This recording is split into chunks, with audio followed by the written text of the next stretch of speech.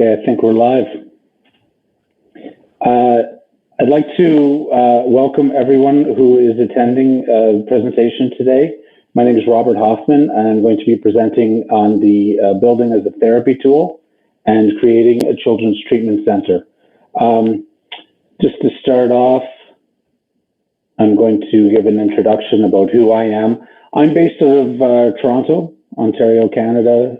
Anybody from Texas who is attending the presentation today, I just want to thank you for taking our weather for a week, and I hope you enjoyed it. I see outside my window that we've got it back again, so I appreciate you taking that off our hands for a week.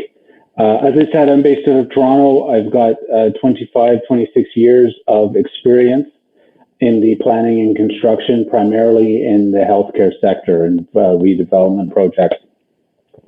I've been doing a number of different things over the years. One of the most recent being a redevelopment project for an organization called Aaron Oak Kids Center for Treatment and Development, and that is the focus of the presentation for today. It's a 290,000 square foot P3 design, build, finance project, and we built 3 new children's treatment centers as part of that project. In Halton and Peel regions in Ontario. I've also been involved in a number of acute care hospital projects, Health Sciences North in Sudbury, Ontario, Blue Water Health in Sarnia, and a new hospital in Thunder Bay. Currently, right now, I'm the project director for a capital redevelopment project for Toronto East Hospital, which is now known as Michael Garron Hospital. It's a 600,000 square foot P3 design, build, finance project. I'm also helping with the management of space planning and furniture and equipment for a hospital, acute care hospital in Cambridge, Ontario, and providing project advisory services on the Children's Treatment Center front. One with an organization called CHIO, which is a children's hospital located in Ottawa, Ontario. They are replacing an existing children's treatment center or a group of facilities, and so I'm providing project advisory services based on my experience with Aaron Oak Kids. And I'm also providing project advisory and subject matter expert services to a design build consortium who is bidding on a new children's treatment center for Grandview Kids, which is located in Oshawa, Ontario. So that would actually be in this role as the project company designing and building the facilities, rather than my typical role or my usual role, which has been on the owner's side.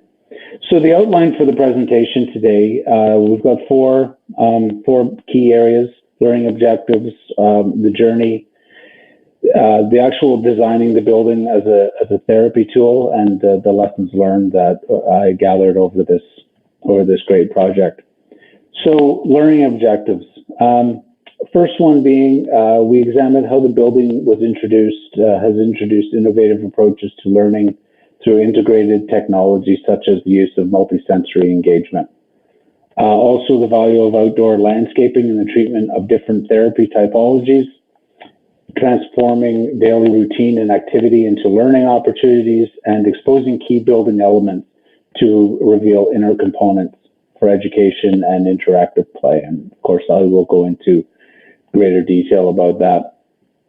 The journey of Aaron Oak Kids and these redevelopment projects this really is a great story. I have a lot of passion for this project. It's as I've said previously, I've been doing a number of redevelopment projects in acute care hospitals, but this was different for me because this for the children, you start seeing regular faces on a regular basis. You see families coming into the organization, and you knew and you inherently understood what these buildings were going to mean for these kids and for these families. And so really produced some great results that I'm very proud of, and always happy to present and to get the word out in terms of some of the great things that we came up with. So Aaron Oak Kids is the largest children's treatment center organization in Ontario, catchment area of population greater than 2.5 million, and they provide comprehensive range of different services: physical, developmental, communication, a large autism program, and children with vision or hearing challenges. And so they were an organization when I met them that owned a number, or leased a number of legacy sites. They owned one in the city of Mississauga, and it was 40 years old. It was well past the end of its life cycle. They leased an additional 9 sites, and all were in office buildings. And so it was all converted space. None of it was appropriate really for the delivery of treatment and therapy to children with disabilities. And I've shown just here a couple of pictures. The top one is very grim. That's the staffing area.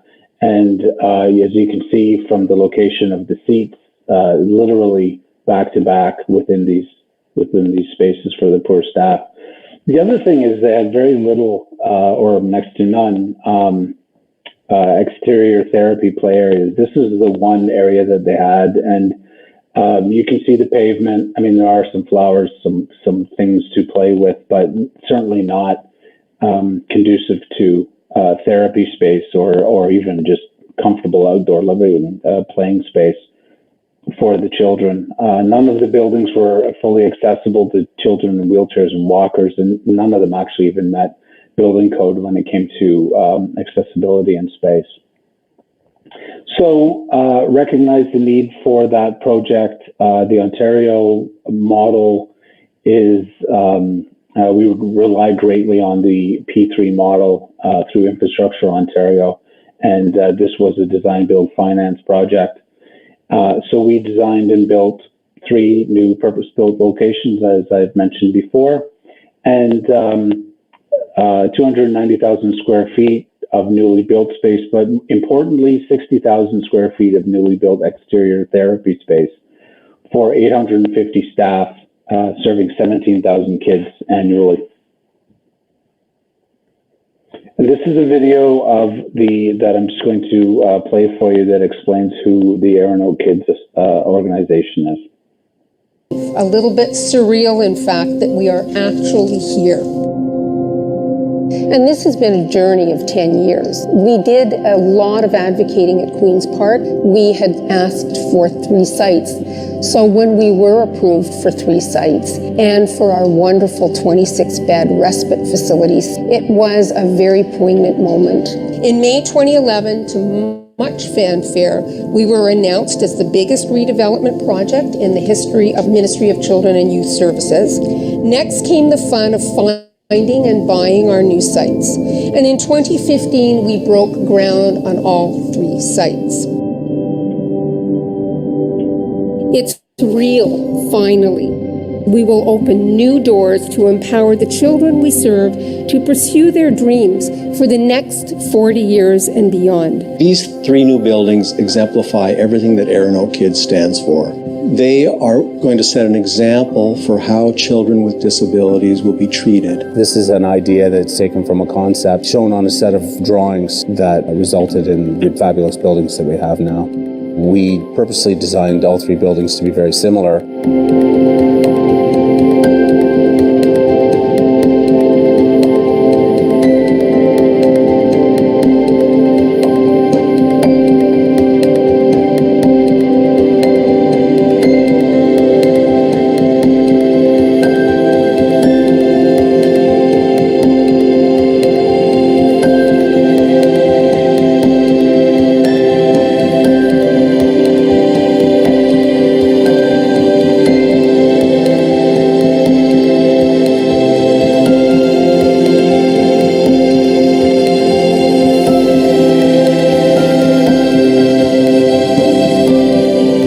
As the buildings were being designed and built, we were also redesigning and reorganizing ourselves so that once we both came together and we actually moved in, our staff would be comfortable, they'd be prepared and trained and ready to hit the ground running and start delivering services to clients and families. These buildings are going to be bigger than anything we're used to. These buildings are going to have technology that we don't have right now. These buildings are going to bring teams together that have never been brought together before. So all of that, we're required us to really take a high-level view of how we organized ourselves and how we worked together. Welcome you all to our first speech meeting on site. No more community centers, gyms, libraries.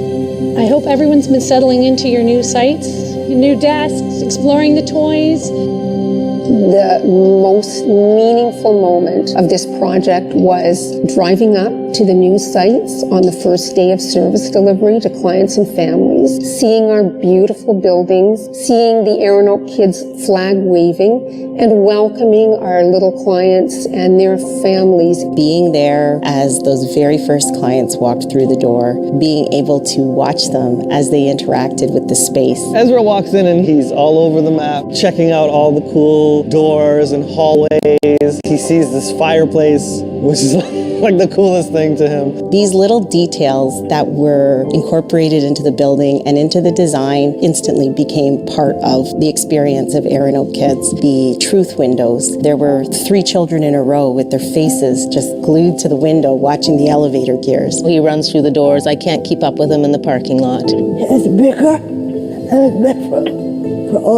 It is so open. It is so bright. This building is full of hope. All the windows and the light and the colors just speak to that. Aeronaut Kids is finally in buildings that represent the amazing work that gets done here at Aeronaut Kids. These buildings are a game changer. There's greater opportunity for interprofessional when we all get to work alongside of each other. I can just hop over to somebody's desk and quickly get some professional development in a short period of time. So there's more opportunities for collaboration. I think it's important for parents to be able to come to a single site for all the services that they need for their children. It has all the facilities that the kids need, the gyms, the washrooms. There are things that I can do here that I could never do at my site before. Our ADL kitchen, our playgrounds, our gym. There's just so many more services that we can do now that we couldn't do before. They've made the site fun. So it's not just a place to come for therapy, but it's a fun place that family members want to go to and spend time. We have all the toys and tools that we need in these bright, beautiful spaces. Kids are really happy to come back again and again. I like it because it's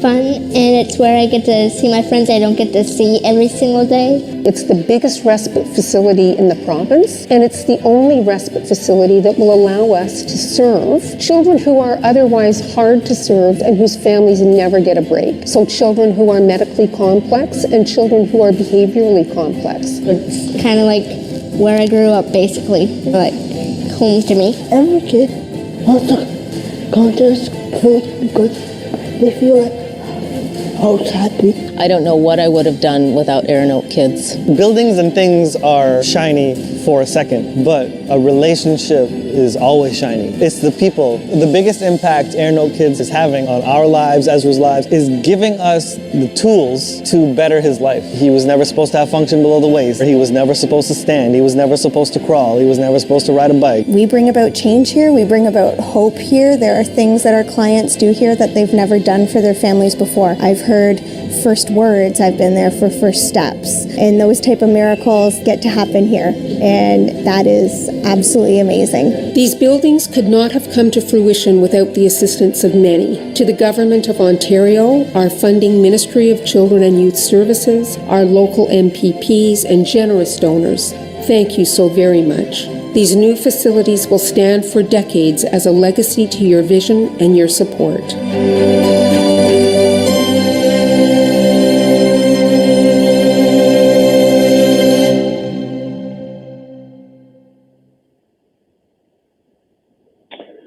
Okay, so that video still brings chills to me even to this day, and it's been over a year since I've worked with Aeronaut Kids, but it gives you a sense of what the buildings mean, what the organization does, a lot of the great things that they do, and so taking that, I'm going to jump into the designing the building as a therapy tool.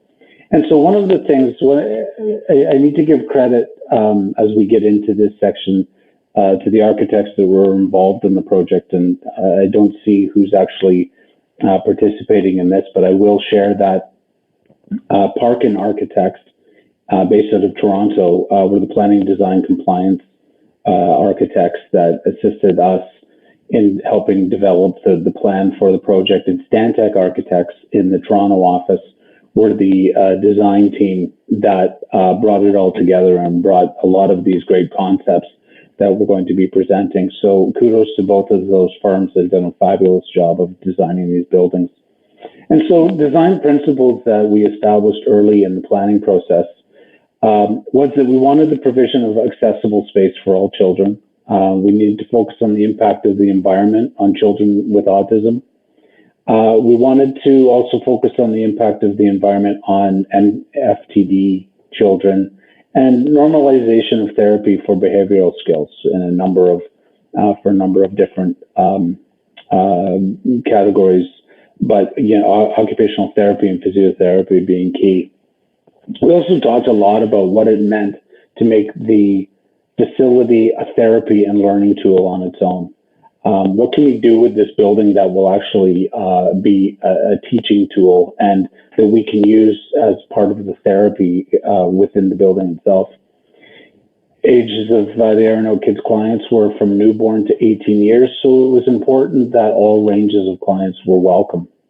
A common term that anyone involved with children facilities and healthcare facilities is the idea of being child-friendly, but avoiding the sense of being childlike. 4 to 5-year-old boys appreciate Thomas the Train, 18-year-old boys not so much. So we had to give that sense of from newborn to 18 years, a building that everybody would feel comfortable with. So environmental experience, how could the children interact with the building as a form of treatment, as I've mentioned, and how are we going to achieve those child-friendly goals, and how can we use technology to improve that? And so one of the solutions that we have is multisensory stimulation rooms. And there's several of these, one in each of the buildings. And they're environments that offer a relaxed atmosphere for some of the clients, but a number of sensory options also. So there's soothing sounds, aromas, tactile experiences, massage, vibration, and gentle movement. And so this image shows you some of the equipment that we were able to put into these rooms. We also had the opportunity for interaction and engagement between the client groups. So occupational therapy and children with behavioral disabilities were able to kind of come together into these spaces and interact with each other in a comforting environment.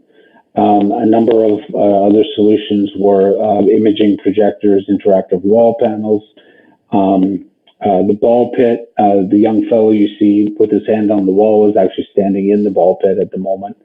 And you can see the image coming from the projectors. We also talked a lot about recording and the ability for staff and for parents to be involved in, or to be able to witness the therapy. And we came up with the audio-visual recording system that it allowed the clinical staff to either broadcast a live feed or to record sessions for client files and for staff training purposes. And the live broadcast and recording system was protected through security, through an IT security system for confidentiality. And so one of the things we learned during the design stage is that having a parent within a room during a treatment session can often be a distraction for the child. And so there are different solutions that have been tried over the years, some of them being a separate room, an observation room physically off of where the treatments were happening. But that really created more of a mirrored image that was also a distraction. So different opportunities here to use technology. And what we did was we created an observation room with video monitors, headsets, and a password encrypted access to allow parents to watch the therapy session, but without being a distraction. We also, the video also showed this, but there were audio-visual interactive mirrors. And so one of the learning tools in the autism program were these LCD screens built into the mirror itself. And so these were used for a number of different educational and self-learning programs. They're in the washroom, so it was teaching children washing techniques for hand washing, brushing of teeth. And when the video system is not in use, it just simply would shut off and you can't see the screen. It just turns back into a mirror and doesn't provide any other further distractions. One of the other really great ideas that we put into these buildings was the concept of truth windows. And so what a truth window was in this case is an opening within the building, and it was protected with transparent glazing and revealed the inner components of the buildings. And so in case of the picture that we've got here, this is a picture of a ceiling. Obviously, we've got the transparent glazing, and we've color coded the pipes and the conduits and the ductwork within that ceiling, and added a legend to explain what that system was and what all of those pipes meant, and a number of discussions about what that means, and the idea that the building is like a human body is truly a breathing entity. And so with a building, we bring air in, we use that air, and then we exhale it out or we exhaust it out. And so these are some of the concepts that we were coming up with as we were going through the design. And this has been a very popular idea. It also did lead to helping us get a LEED Silver credit designation. But it's also interactive, entertaining, educational for the clients and families. And so a number of cases, a number of different ideas. We've got corridor ceilings, as I'd mentioned. We also have a window that revealed different layers of the structure and insulation cladding of a typical building assembly. We had openings into electrical rooms and, the brains of a building and what IT means and what the racks and the flashing lights mean. One of the more successful ones, really, though, was the elevator shaft. And so, as you can see with this picture, and it was you saw it in the video, little noses and handprints up against the glass on a regular basis, and they can see the elevator car travel. And the other piece that we started coming up with was more interactive play on how do we provide a lesson of what this means and what is an elevator? It's a series of pulleys and levers, and what can we do to educate people on how an elevator works? And it's been a very popular idea within the buildings. Landscape, as I've hinted, has been a very strong positive within all of these facilities. 4 different typologies were identified as part of the design. So gross motor development, cognitive play, nature education, and social interaction. And we've combined all of those into these exterior play areas. And the picture here shows you an example of one of them. So to break down those 4 typologies, the first one, gross motor, a number of multiple play pieces of equipment, accessible swings to promote balance, a rubber safety surface, as you can see on the surface on the ground. It's a soft, pliable rubber that much better, of course, than the concrete pads that you saw in the legacy areas, but allows some give in a fall zone for each of these play components. Large scale play equipment, the picture that we have here is of an ant farm. And so if you use your imagination, you can see how it's sort of glassed in. There are ways of crawling through.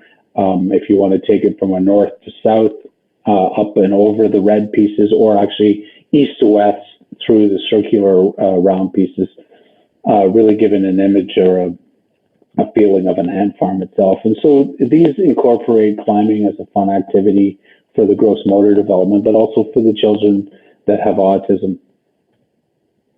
Also, gross motor areas, we had a wheeling circuit, and as you flip back, you can see part of it with the orange, green, and the blue as part of the 2-meter wide wheeling circuit.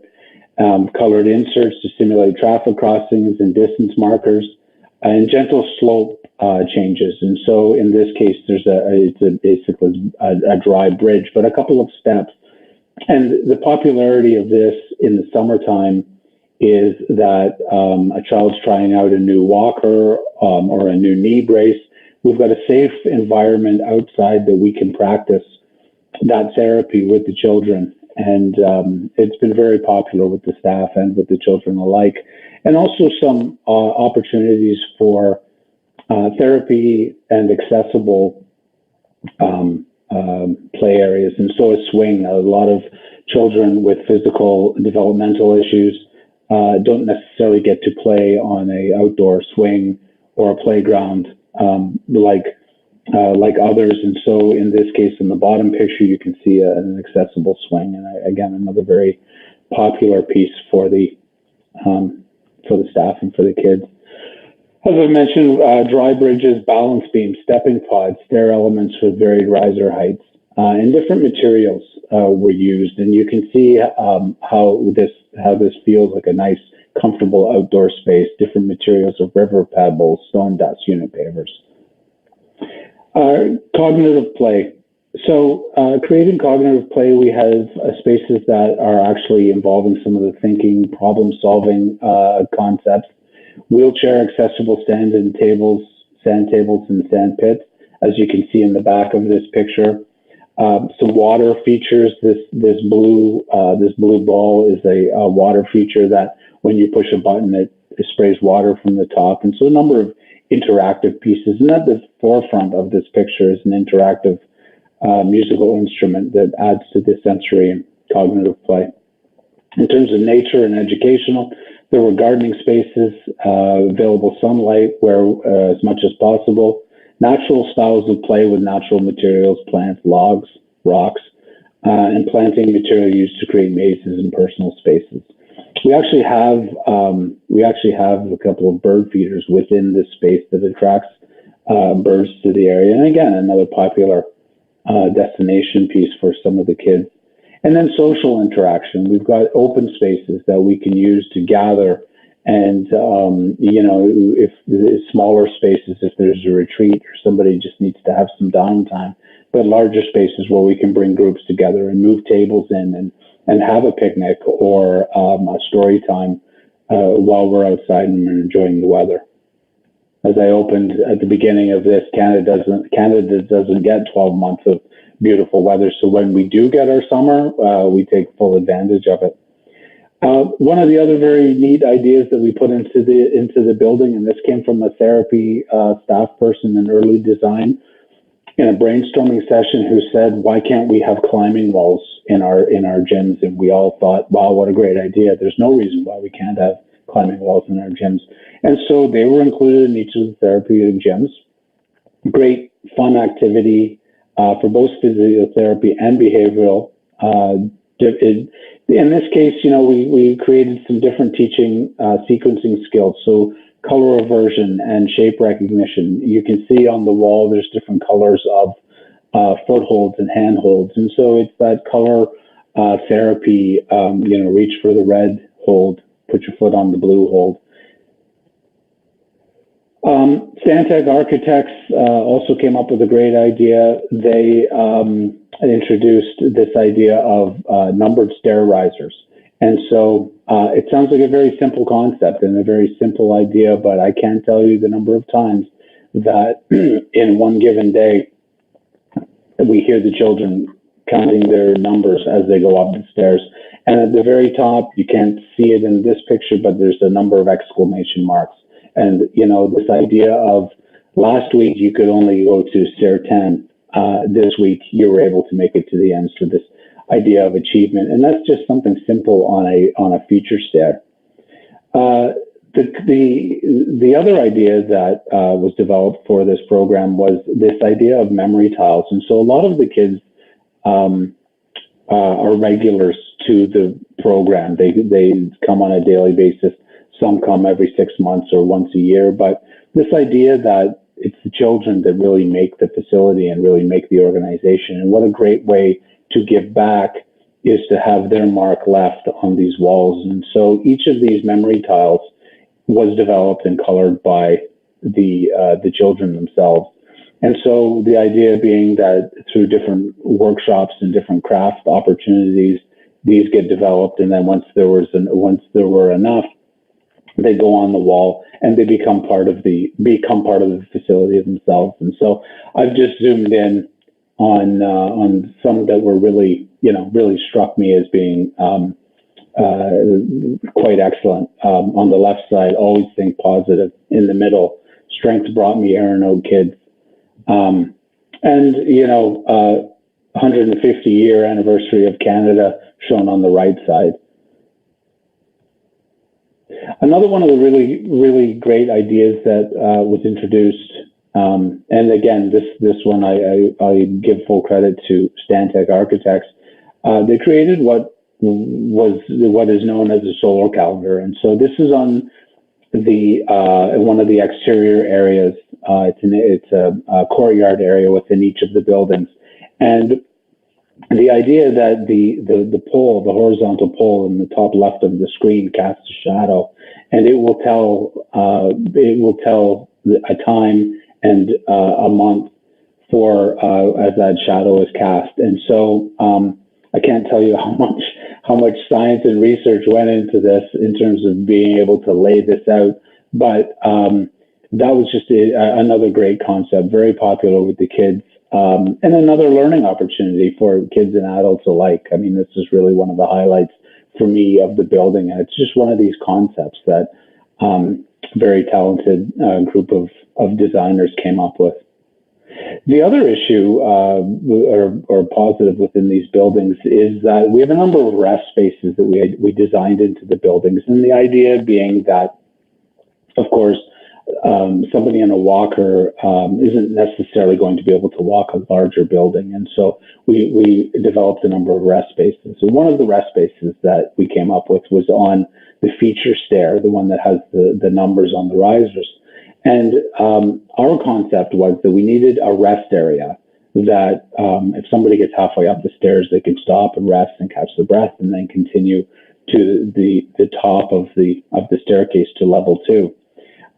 What the architects did very, very strategically was they actually took that rest area and they turned it into a destination, and they called it a treehouse. And so here you can see the image of what the inside of the treehouse looks like and what the outside of the treehouse looks like. Now, the outside opens into the courtyard area. And what a great concept, just coming out of a simple use of a rest area. Another destination for the children, another place for them to go, quite often used as waiting space for, waiting for appointments, lots of interactive things going on within this. But, as children, who doesn't love a treehouse? And I'm sure we're all sitting back thinking about our own childhood and climbing trees and what that meant to us. And so here we've got this built into our children's treatment center therapy space. Assisted daily living, kitchen, and laundry, that was mentioned in the video also, but the opportunity, especially for some of the older clients, to start learning how to use the kitchen and how, using their disability, how can we make that work for you as you get older as a child and as you move out. And, it's a first step into independence and being able to go away to school, go and get your own apartment. And it's all started in something like this, is with these ADL kitchens and laundry areas. And, it doesn't hurt when the smell of cookies is wafting through the building on a regular basis. Each of the buildings were designed with a Main Street concept on a level 1 and level 2.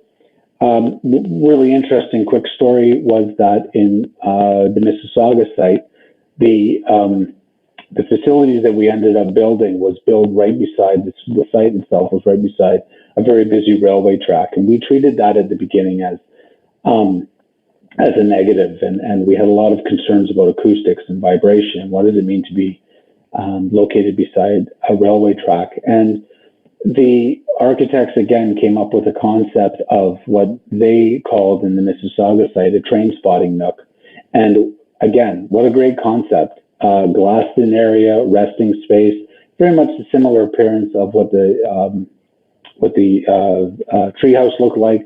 But you can see the child in the background with the telescope, and quite often children gathered in this space watching the trains go by, and it's a very regular frequent occurrence that we get a lot of trains through there. So we took what was conceived at the beginning as being a negative and turned it into a strong positive.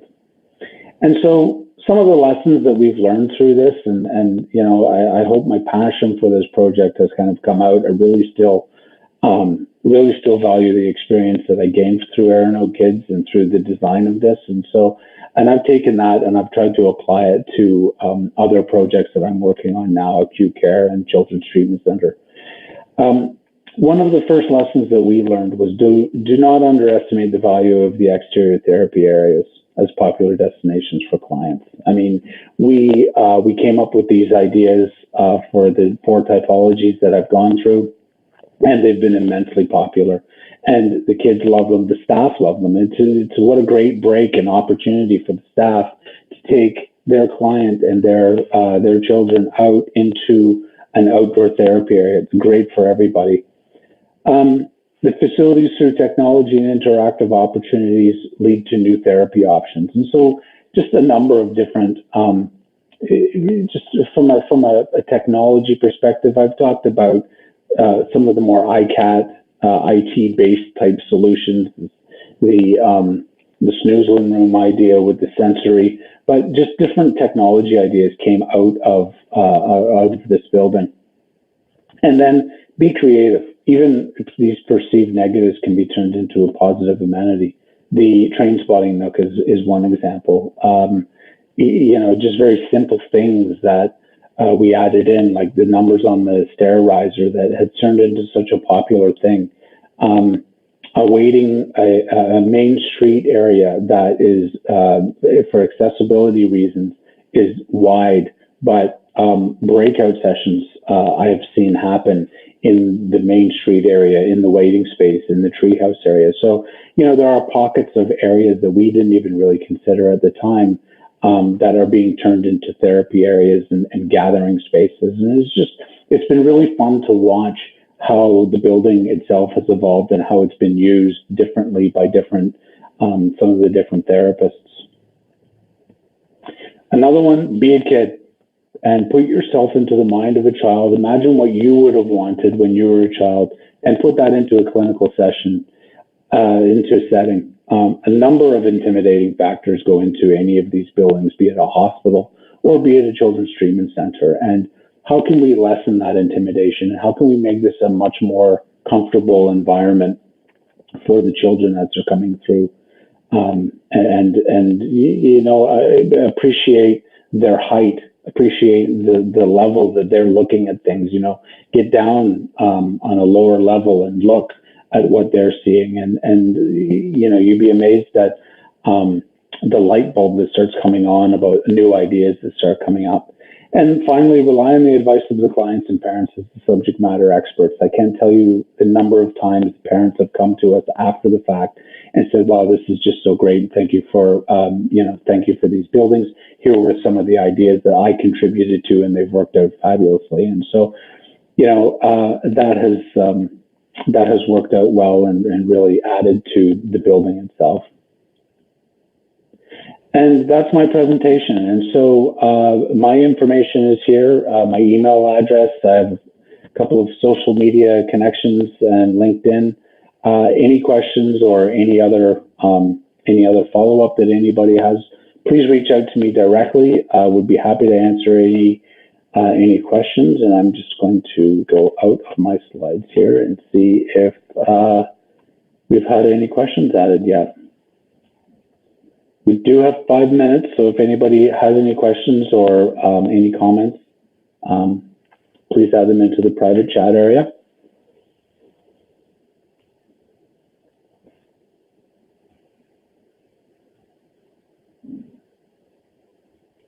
Otherwise, Sarah, I'm not sure if, do we want to end early, or is there another option to stay on for 5 more minutes? Okay, Sarah's sending me the notes. We can go ahead and end early. I'd just like to thank everybody who has attended this. I hope you've enjoyed it. I hope you've picked up some information and learned some of the valuable things that I've learned over the course of the design and construction of this project. And I hope everybody has enjoyed the conference. Thank you and have a great day.